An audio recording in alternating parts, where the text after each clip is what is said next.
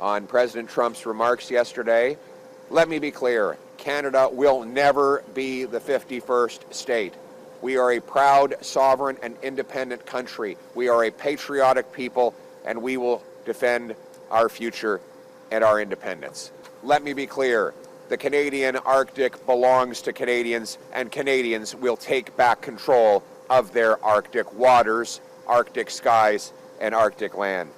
After 9 years of liberal incompetence and disdain, our military is weakened and our allies no longer respect us. Our safety, territory, and trade with the U.S. requires we take back control of our north. This gigantic area makes up 40% of our land mass and 75% of our coastline. 140,000 patriotic Canadians call it home across 72 communities. Since time immemorial, the Indigenous peoples have triumphed over harsh climate, harvested land and sea for food, and passed their precious traditions on to their children and down the ages. We grew up on the folklore of fur traders, explorers, and others who charted the Northwest Passage. Writers like Robert Service, artists like the Group of Seven, and Inuit sculptors shaped our polar identity. We are the true North, strong and free. As the world grows more dangerous, our brave men and women in the Canadian Armed Forces, especially the mighty Canadian Rangers, must have the resources that they require. That's why the last common sense Conservative government invested in the North, the Arctic Patrol Ships project, on top of investing in the naval facility in Nunavut, which is due to go online this year. But then the Liberals took office and failed our North and our forces. And Canada still doesn't have a permanent military base in the Arctic, while at the same time Russia has reopened Soviet bases and expanded its Navy's northern fleet over the last few decades. They've also developed new hypersonic missiles designed to evade NATO's defenses. What do you think they want those for? Russia even has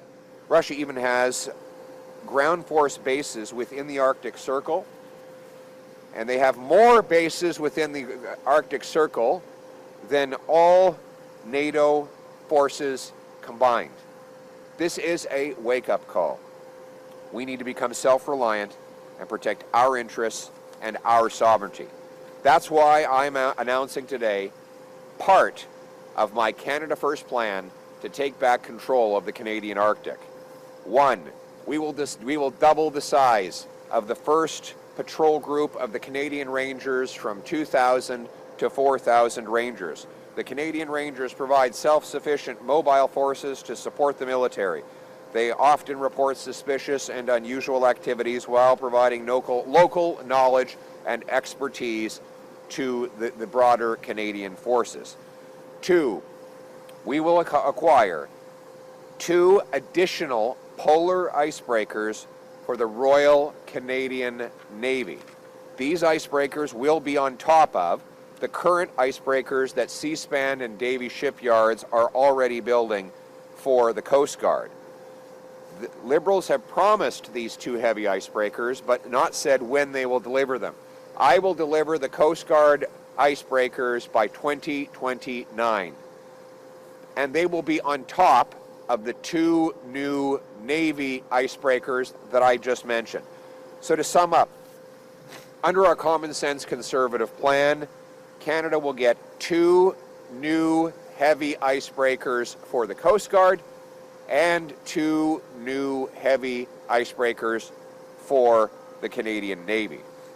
3, the Canada First plan of the Conservative government will build Canada's first permanent Arctic military base since the Cold War. It will be CFB Iqaluit, right here in this community. Canada first, Canada here, Canada now, Canada forever. Let's bring it home. First of all, it will be part of our costed platform, and 100% of the cost of the base will come out of our foreign aid budget.